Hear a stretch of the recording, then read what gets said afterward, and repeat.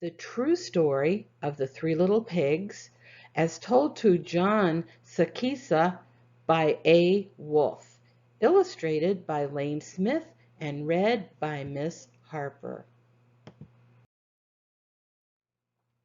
Everybody knows the story of the three little pigs, or at least they think they do. But I'll let you in on a little secret. Nobody knows the real story because nobody has ever heard my side of the story.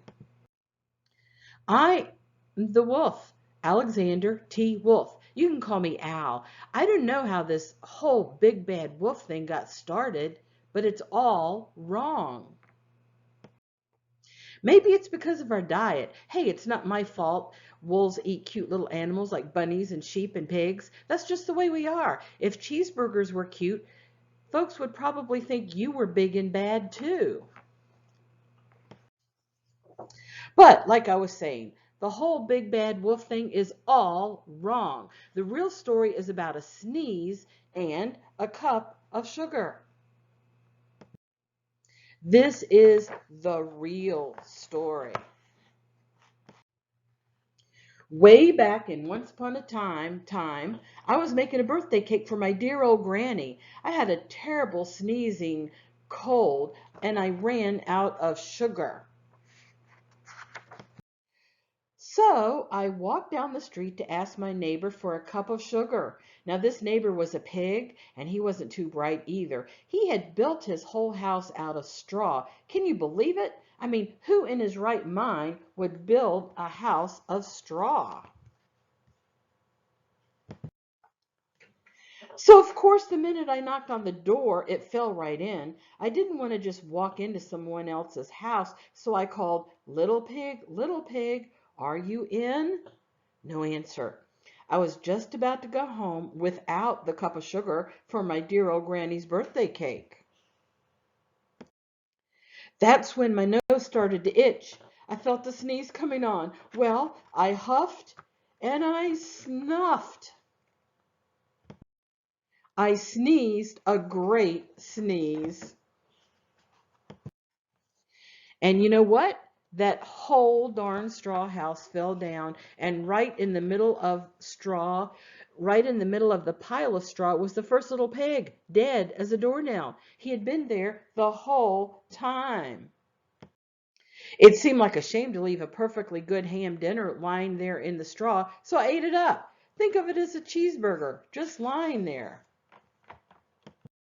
I was feeling a little bit better, but I still didn't have my cup of sugar. So I went to the next neighbor's house. This neighbor was the first little pig's brother. He was a little smarter, but not much. He had built his house out of sticks. I rang the bell on the stick house. Nobody answered. I called, Mr. Pig, are you in? He yelled back, go away, Wolf. You can't come in here. I'm shaving the hairs on my chinny chin chin. I had just grabbed the doorknob when I felt another sneeze coming on. I huffed and I snuffed and I tried to cover my mouth, but I sneezed a great sneeze. And you're not going to believe this, but this guy's house fell down just like his brother's. When the dust cleared, there was the second little pig, dead as a doornail. Wolf's honor. Now, you know food will spoil if you leave it out in the open, so I did the only thing there was to do. I had dinner again. Think of it as a second helping. I was getting awfully full, but my cold was feeling a little better. I still didn't have that cup of sugar for my dear old granny's birthday cake, so I went to the next house. This guy was the first and second little pig's brother. He must have been the brains of the family. He had built his house of bricks.